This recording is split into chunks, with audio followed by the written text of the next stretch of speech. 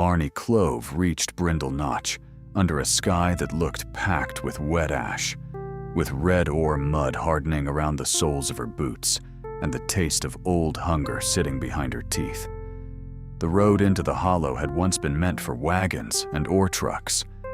Now grass grew through its cracked tar, and the rain gathered in long, shallow ruts that reflected the black ribs of the ridge. On her left, foundations of company houses lay in the weeds, like low, broken teeth. On her right, a ravine dropped into sumac, rusted pipe, and the white backs of washing stones that had rolled there decades ago when the last houses were stripped for salvage. At the far end of the hollow, the mine head frame rose above everything, 4 steel legs holding a sheave wheel against the storm. She had not come looking for history.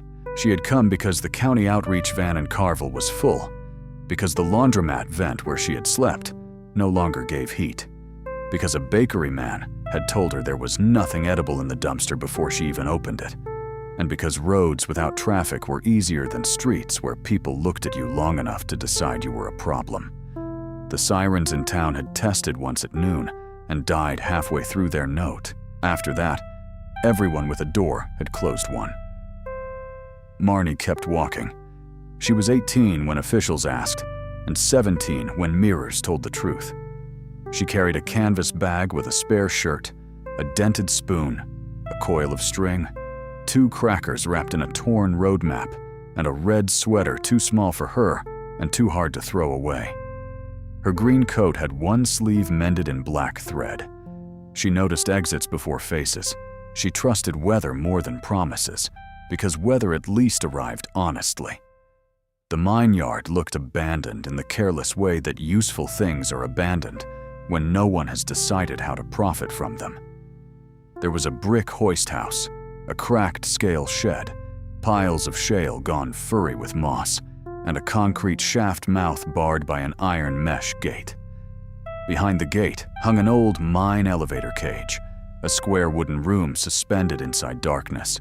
Above the landing, one flaking word remained on a yellow board.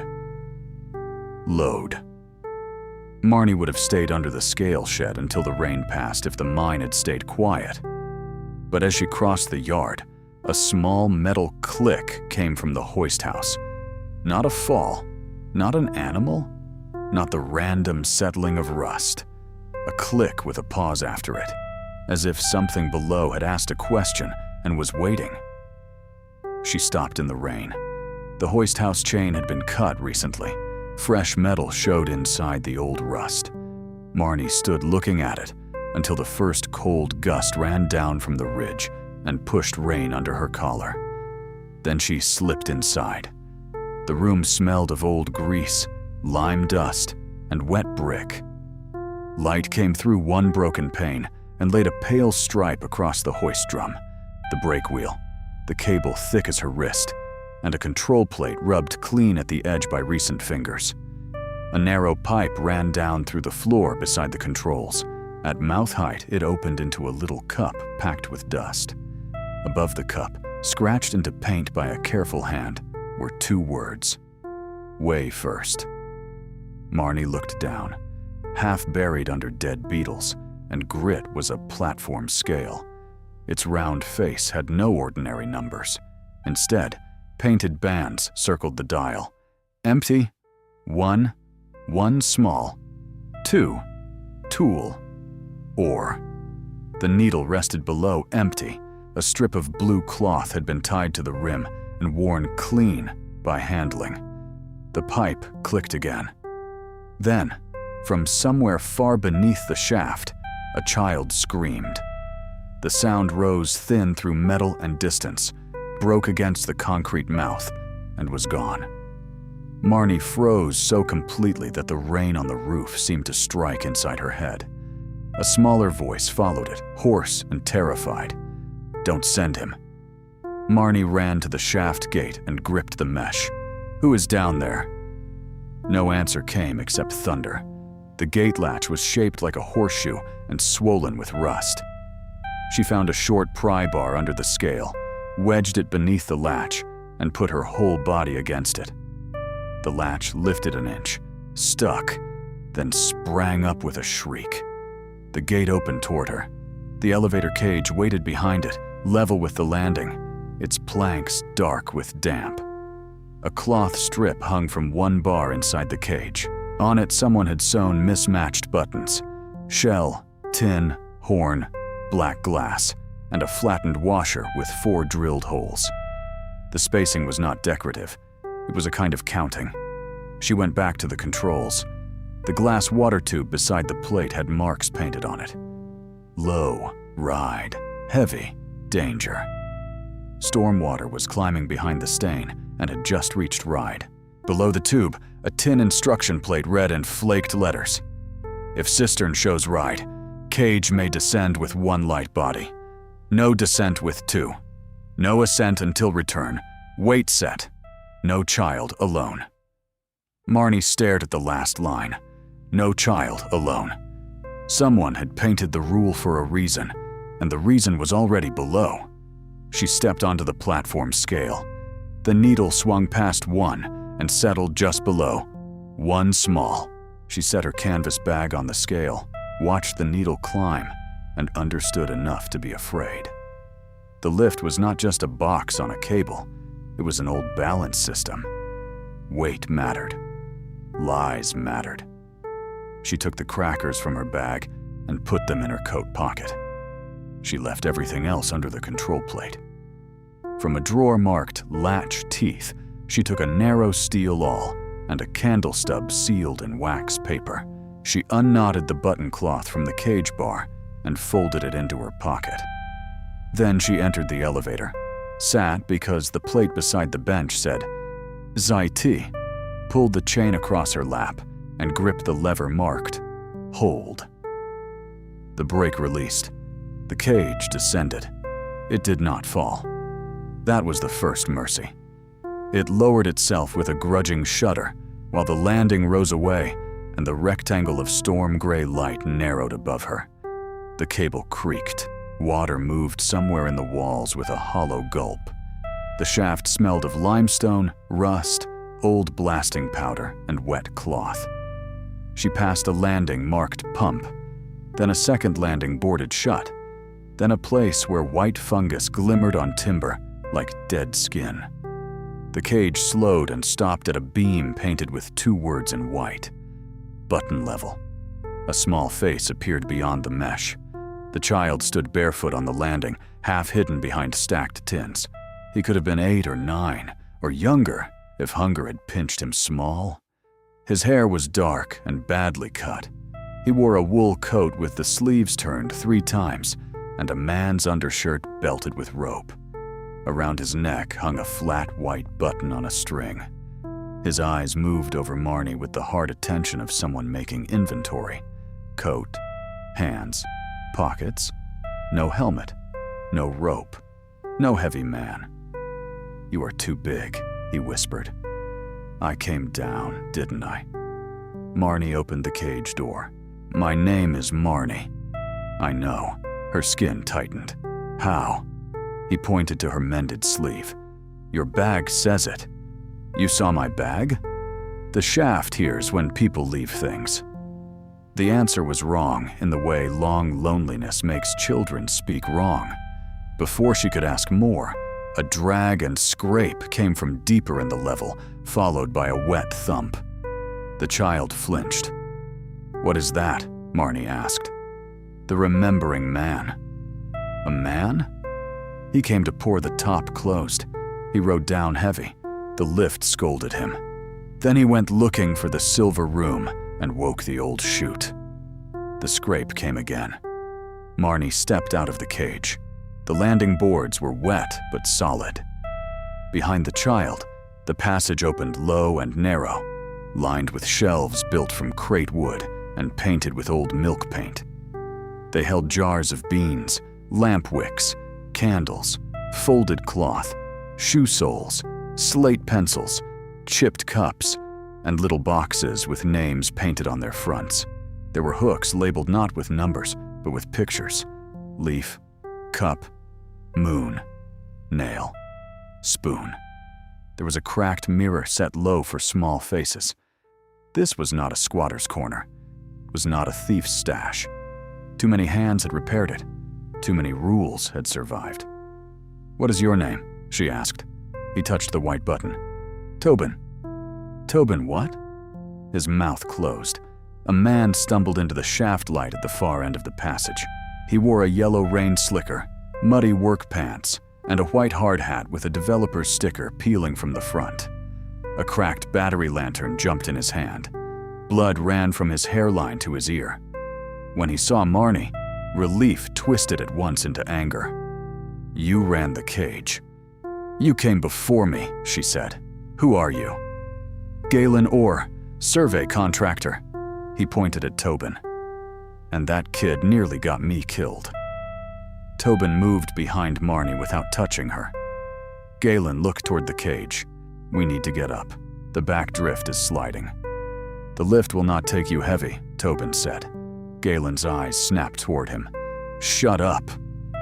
Marnie stepped between them. "What did you do to the elevator?" "I followed the damn lever card." Tobin shook his head. "He pulled the water jaw with the brake on. He made the trough bite itself."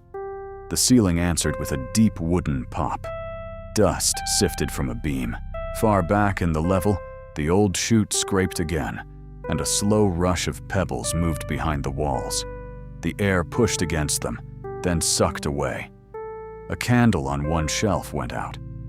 Tobin whispered, "Now it is counting." "What is counting?" Marnie asked. "The ore in the wrong place." The child led them through button level toward the sound. The passage forced Marnie to duck. Galen cursed each beam that caught his hard hat. On the walls, beneath layers of lime wash, drawings showed birds, spoons, shoes, rows of children holding hands. At the end, they entered a room where the ceiling rose higher, and a wooden ore chute slanted down from darkness above. Its gate had shifted open. Shale and old waste rock poured slowly into a bin connected by chains and levers to the elevator's return system. Along one wall ran a metal-lined trough full of gray paste, leaves, and lime lumps. Water should have moved through it in measured pulses. Instead, it hammered, clogged, and surged. "Return trough," Tobin said. "You know how this works?" Marnie asked. "Verda showed me." "Where is Verda?" The child's face shut like a door. Marnie did not push. "Can we fix it?" "If the trough counts clean and the chute chokes before the closed eye." He pointed to a wall gauge. Its pointer crept toward a black mark, painted like a shut eyelid. Galen barked a dry laugh. "This is insane." Marnie grabbed the half-moon rake from the wall and shoved it at him. "If you want to leave, pull." For a moment, she thought he would refuse. Then the chute groaned, and fear taught him obedience. He dragged Muck toward her, while Marnie climbed into the icy trough and dug with both hands. The paste sucked at her fingers and smelled of wet plaster and pennies. Tobin held the candle low and called warnings. "Not above the red line. The red line makes the lift forget weight." "Pull the wire out." "No, not fast. Let the teeth show." The rake struck metal. Together, Marnie and Galen freed a rusted coil of wire from the trough teeth. Water rushed around her calves, and the ridges beneath it began to click one by one, a hard little song of measurement. "Now the bins," Tobin said. They hauled a drag board across the bin floor to clear the pressure paddles buried beneath shale. Tobin called each paddle as it rose. "Cup awake, nail awake, moon awake, leaf stuck." Marnie's palms tore against the chain before the last rock rolled free. "Leaf awake." The chute still ran. Marnie climbed the ladder to the choke wheel, lifted before turning because Tobin shouted the rule, and leaned her weight into it. The wheel screamed, then gave.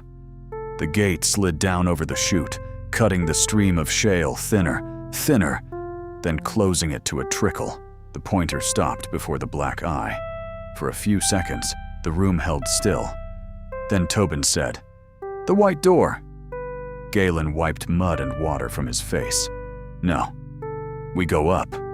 Tobin's voice became hard. The white door first. Marnie looked from one to the other. Why?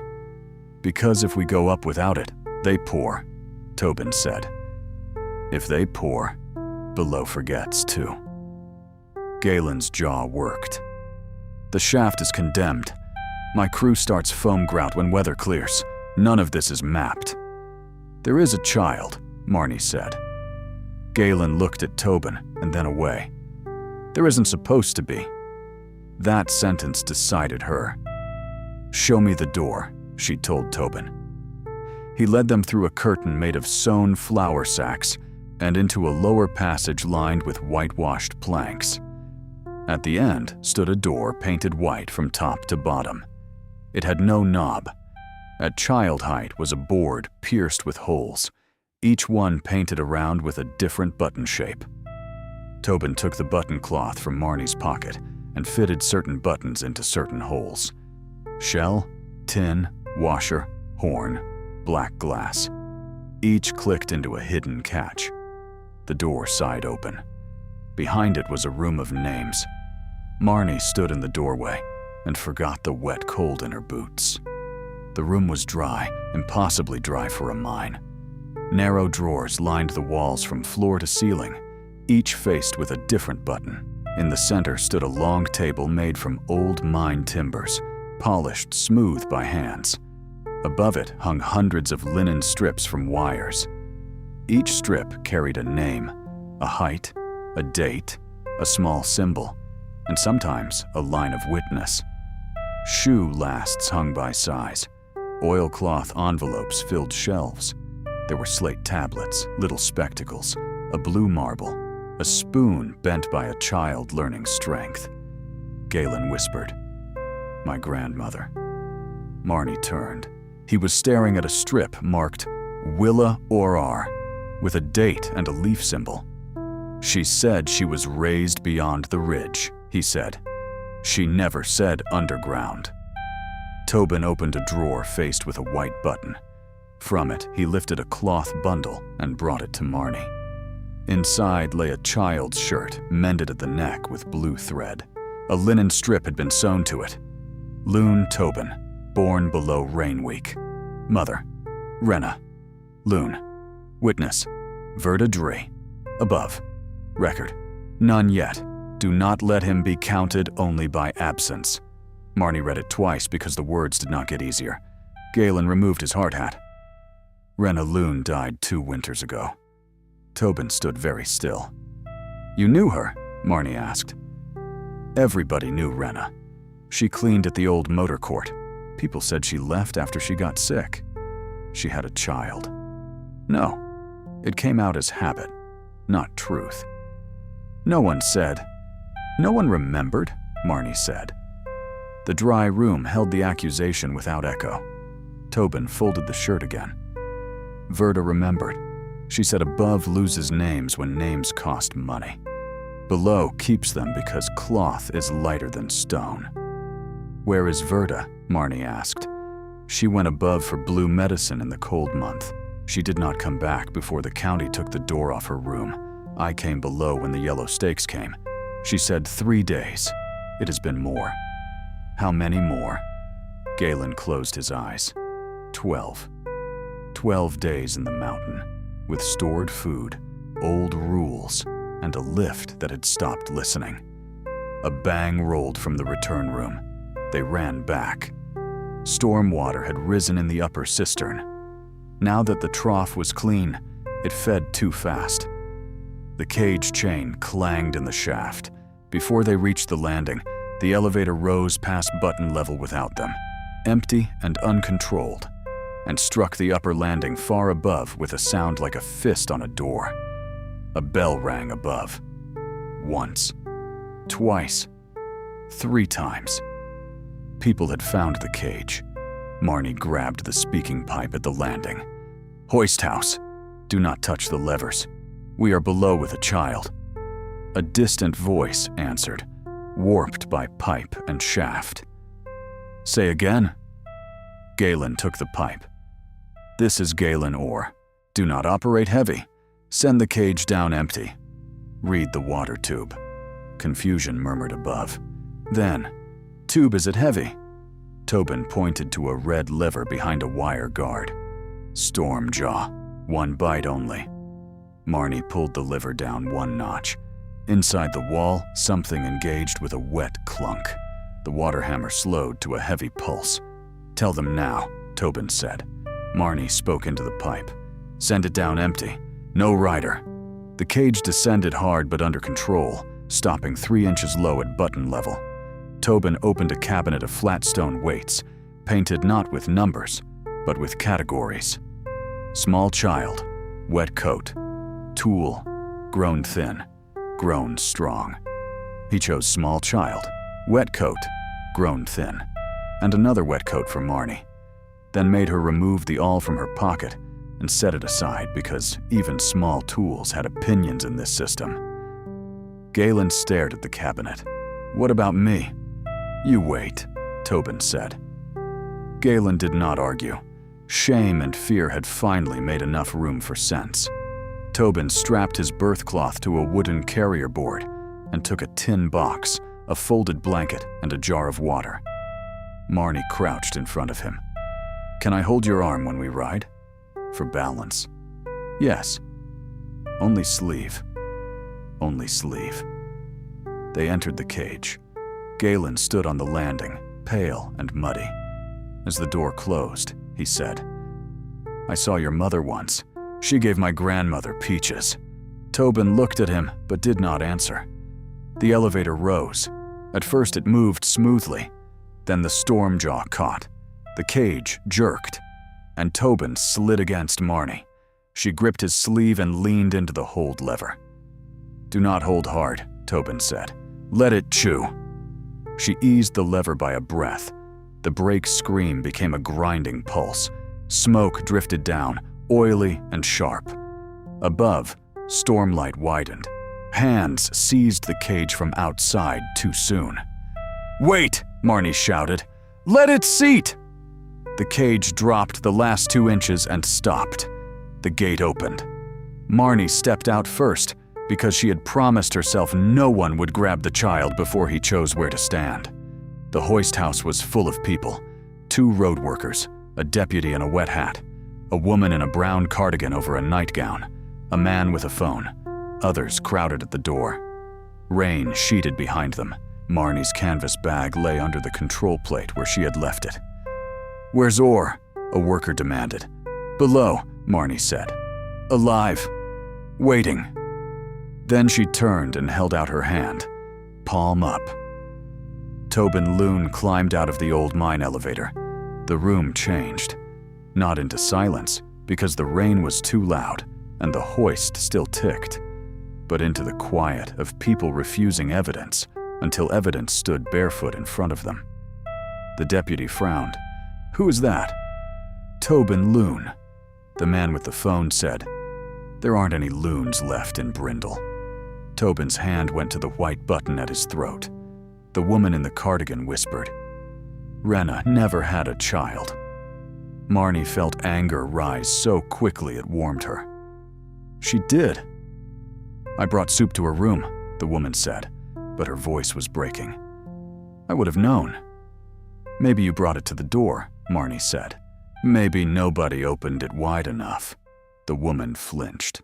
Marnie unstrapped the carrier board and unfolded only the top linen strip, protecting the rest from damp. She showed them the name, the witness, and the line above record none yet. The woman began to cry without sound. "My name is Mavis Dree," she said. "Verda Dree was my aunt." Tobin turned so fast he nearly fell. Mavis pressed one hand to her mouth. She kept asking for powdered milk, little socks. "I thought she had gone strange." "I thought she was feeding cats," Tobin said. "She did feed cats." Mavis laughed once and sobbed. The deputy wanted everyone out. The company man who arrived in a clean rain jacket wanted the closure window preserved. A grout truck idled at the yard gate, its mixer turning slowly. its blue company letters bright against the gray morning. Tobin saw it and backed into the wall. That movement did more than Marnie's anger could have done. Galen came up on the second run with 3 carrier boards strapped to him and the white door's tin plate in his hand, shaking so badly a road worker had to steady him. "There are historical chambers below," he told the company man. "There is a living child. There is active drainage tied into the old voids. We are not pouring." "That is not your call," the man said. "It became my call when I rode your unmapped hazard and came back carrying my grandmother's name." The argument moved outside, as adult arguments often do when the people being argued about are too small to be convenient. Inside, Tobin sat wrapped in towels near the control plate. He sipped water only after Marnie made him do it slowly. Mavis kept staring at him, as if looking away might erase him again. The deputy asked Marnie who she was, where she lived, whether she was related. "No," she said. "No. No." "Then step back." Her body knew the order. "Step back. Move along. Not yours. Not your trouble. Do not give anyone a handle on you." Tobin touched the black mended seam of her sleeve with 2 fingers. Marnie did not step back. "There is a child here who needs shoes, food, and someone to say out loud that he exists," she said. "There is a man below. There is a room of records below. And there is a lift that kills people who pretend weight is opinion." That was when the hoist clicked. Tobin lifted his head. The water tube, which had been falling, stopped at the line between ride and low. Then the bead began to rise again. "Backwater," he whispered. Galen turned from the doorway. "What does that mean?" "The trough counts, but the lower drain is not swallowing. Stormwater is backing into button level."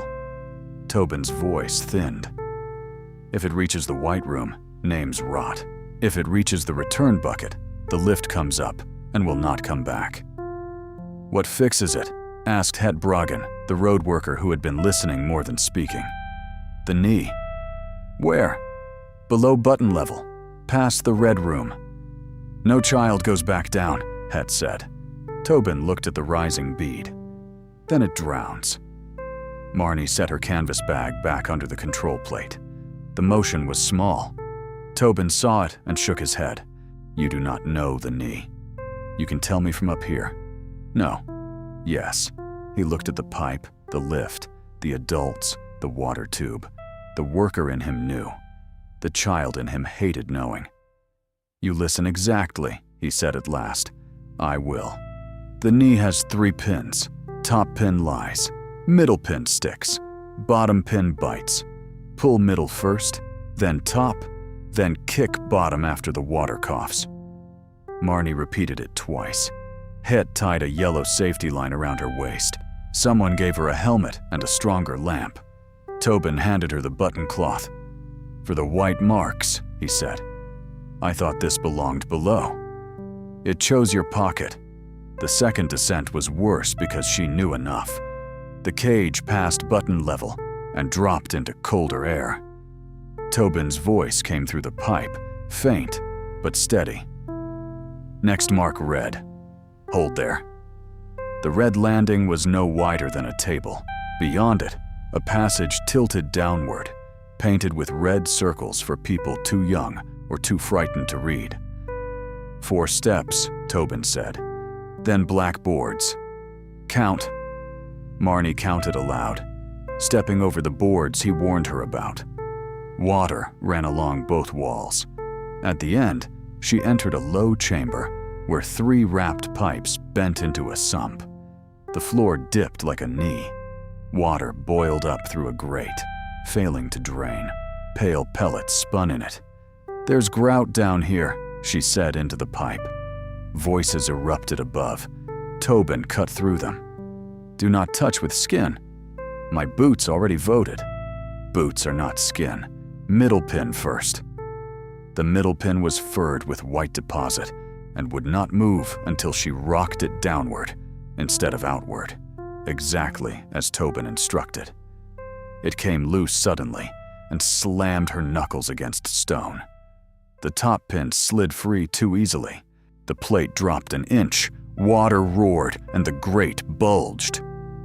"Do not kick bottom yet," Tobin shouted. "I didn't!" Wait for cough. The chamber filled with a deep, gulping noise from inside the mountain.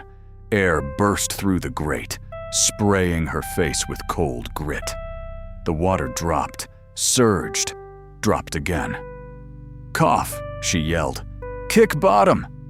She drove her heel into the bottom pin. Its teeth bit.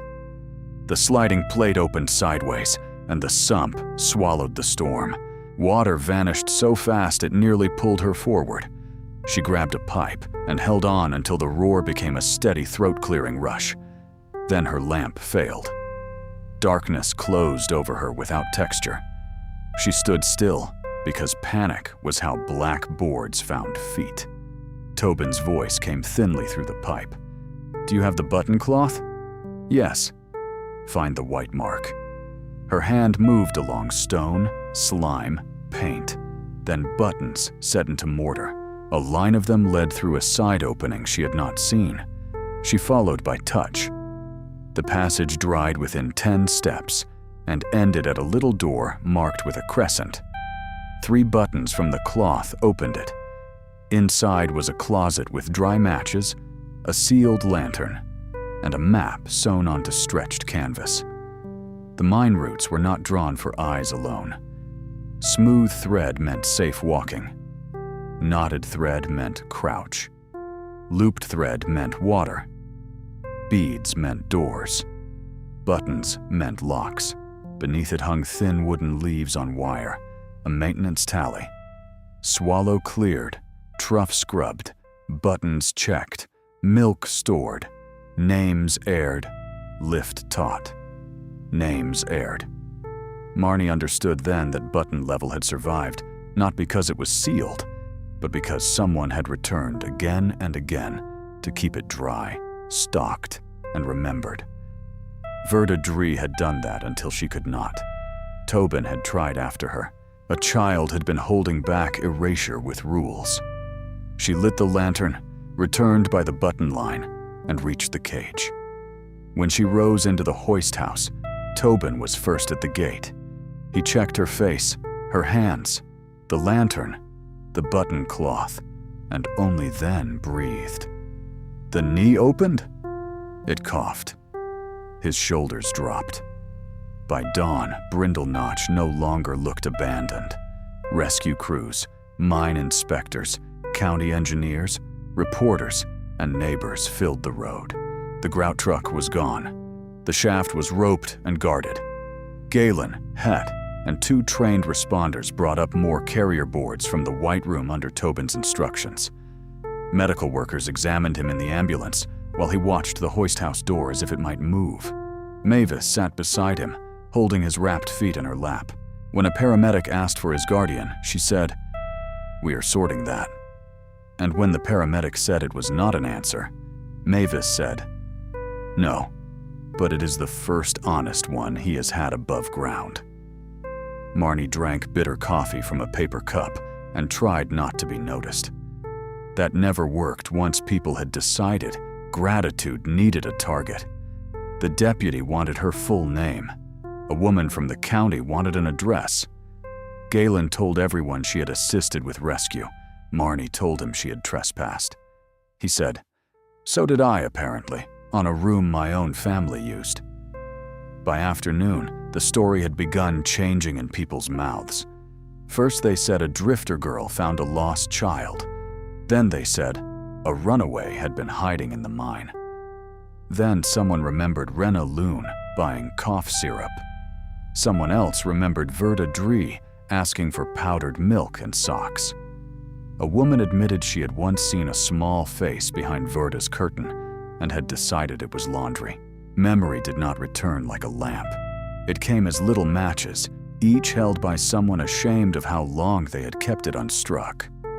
Tobin listened to none of it, or seemed not to. Wrapped in a blanket, he corrected inspectors who said bunker when they meant button level. Storage when they meant white room. Counterweight when they meant return bucket. When one engineer called the system primitive, Tobin looked at the water tube and said, "It worked while you were wrong." No one laughed until Het did. Then, even the engineer smiled. For 3 days, Marnie did not leave Brindle Notch. Mavis put her in the back room of the house that had once belonged to Verda. Marnie slept in her clothes on top of the blanket with her shoes beside the door and the window unlatched. The first morning she found Tobin sitting in the hallway outside, wrapped in a quilt. "Did you sleep there?" she asked. "No." "Liar." He leaned his head against the wall. The furnace clicked. "Furnaces do that." "I know."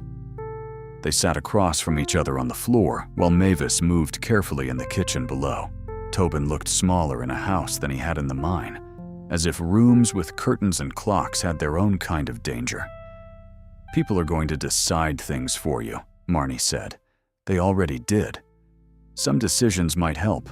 Doctors, food, papers. Papers make people above. Papers can keep them from saying you do not exist." He looked at her. "Do you have papers?" "Somewhere." "Do they work?" "Not always." "Then why would mine?" "Maybe yours will have more witnesses." He thought about that. "You are a witness." "Yes." "Are you leaving before they write?" She did not answer quickly enough. He stood.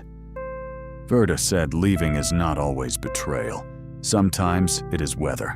But she came back when weather was over. Then he went downstairs. On the 4th day, the state inspector asked Marnie to walk the lower route again with a trained crew.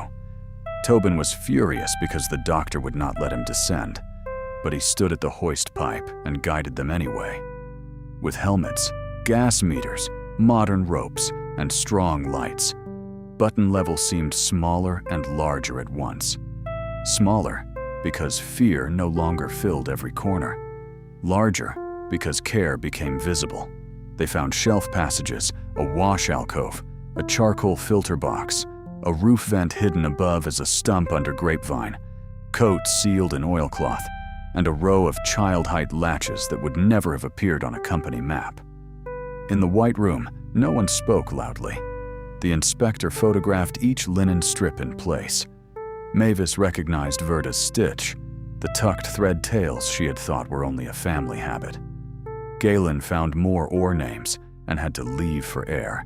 Marnie found a black glass drawer near the door. Inside was a wax-stiff linen card. For the one who rides without being sent, take the thread, tie above to below. Do not stay only because staying is praised. Do not leave only because leaving is easy. She put it back because it felt too much like being seen. The practical problem did not end with discovery. Engineers learned that the swallow knee drained not only button level, but shallow voids beneath the old company foundations in the road. If the grout pellets had sealed it, stormwater might have lifted mud under the slope and dropped half the mine yard into the ravine. The old illegal system had been holding a piece of Brindle Notch together, while people above called it dead. That made preservation less sentimental and more expensive. Sentiment could be ignored. Drainage under a county road required a budget. Tobin's legal existence came more slowly. A woman from Child Services arrived in a navy suit that did not belong in the mud and asked kind questions that still sounded like locks. Mavis laid out the carrier board with his birth strip, Rena's room receipts, Verda's supply notes, and an old photograph found in a church box. Rena half-turned from the camera, one hand on a stroller covered with a blanket, the edge of a child's cheek visible under the cloth. "Do you know your birthday?" the woman asked. "Rain week." "The month?" Mavis said. "The bridge washed out 9 years ago in June." "It rained 6 days," Tobin said. Verda said, "I came on the 4th because I had poor timing." The woman wrote it down carefully. Marnie stood by the back door. She was not part of the meeting. She could have left. Her bag was packed. Her body leaned toward the road whenever conversations became soft around her. But Tobin kept glancing at her, as if facts needed more than paper to stay in place. That evening, Mavis found Marnie alone in the hoist house. The storm had washed the air clean. Sun warmed the big wheel above the shaft, and the scale needle rested below empty. "He wants you at supper," Mavis said. "He wants a lot of things. He wants to know you have eaten where he can count it." Marnie looked at the road out of the hollow. Mavis set a basket on the platform scale. The needle jumped to tool. "I will not ask you to stay. Everyone asks in different words. I know. Door people think roads are failures. My aunt used to say that. She also said road people think doors are traps because too many have been." Marnie did not answer. Mavis touched the hoist panel with respect, not ownership. "I failed him. I knew Verta asked for child things. I knew Rena was ill. I knew a room was emptied after Verta died, and I did not stand in the doorway and ask what was missing. Not knowing can be built out of small refusals. You didn't know enough. That is the mercy people offer. I am trying to take less mercy and more responsibility." She looked at Marnie. "I want nothing I can require. But Tobin trusts you practically. You went down and returned. His body believes that fact." The hoist ticked as it cooled. Marnie hated that she wanted the supper. She hated more that wanting it did not feel like surrender. It felt like thirst. She went. Weeks passed. Brindle Notch changed by labor, not miracle. The mine yard was fenced, then mapped, then braced. The return trough was scrubbed with brushes instead of panic hands. The storm jaw was dismantled, cleaned, and set back with its old labels preserved. The elevator cable was replaced only after Tobin ran his fingers along the new lay and decided it did not lie too much. A modern belay line was added without removing the water balance system. Het Bragen became the person who could speak both engineer and Tobin. Galen Orr became unbearable about proper names and useful because of it. Marnie became the one sent to find people. She carried copied linen names to ridge houses, church kitchens, trailers behind repair shops, and porches where old women remembered only after they stopped insisting there was nothing to remember. Sometimes doors shut in her face. Sometimes people brought out photographs. Sometimes they said old pain should stay buried. And Marnie did not argue quickly, because air could preserve cloth and still sting a wound. She wrote what they allowed and left what they refused. Remembering, like the lift, required weight honestly measured. Tobin learned above slowly.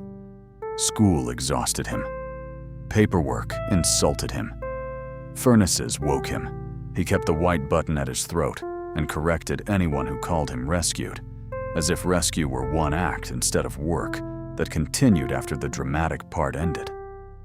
Once a boy asked if he had lived in a hole. Tobin said, "Button level had better ventilation than the gym." Marnie laughed when Het told her, and then had to sit down. In January, they opened the White Room on a dry, cold day to air the names. The official reason was humidity control. The real work was also that. Measure damp, inspect drawers, turn linen, clean air paths, record condition. But Mavis wore Verta's old shawl. Het brought her grandmother's photograph. Galen brought 3 cousins, who had not known they shared Willa Orr, and the state inspector cried behind her clipboard. Tobin unlocked the door. Marnie stood behind him, not touching. The room released its cedar breath. One by one, they lifted linen strips onto carrier boards. Names that had spent decades in the mountain entered lamplight and winter air. Some were births no courthouse had stamped. Some were meal counts. Some were corrections of names misspelled above. One small strip held only, "Baby with the red hat, breathed until morning, held by all." No one spoke for a long time. Near the door, Marnie found a new strip hanging beside Tobin's. Marnie Clove, wrote alone, returned with Tobin Loon, witness above and below. A black glass button had been sewn to it. She looked at Tobin. He lifted his chin, embarrassed and defiant. Names have weight. Did Verda say that? No. I did. Marnie touched the button. It felt heavier than it was. By spring, the old elevator had a new painted band on its scale. Tobin had insisted on it after standing there one morning and finding he had grown beyond one small. He painted the word himself between one small and tool in black letters, steadier than his hand should have managed. Returning. That isn't a weight, Marnie said. It is for this lift. The first public naming day came in early summer, nearly a year after the storm. Tobin refused banners. Marnie threatened to leave if anyone made children pretend to hide in the mine. Instead, tables were set under the cleaned scale shed roof. People brought photographs, lunch pails, recipes, corrected spellings, and tools. Carrier boards came up from the white room one at a time, handled by trained hands. Names were read only when families agreed. When no family could be found, Mavis read as witness, and Tobin rang Verda's cracked kitchen bell. Near evening, Mavis called him forward. "This is Tobin Loon," she said.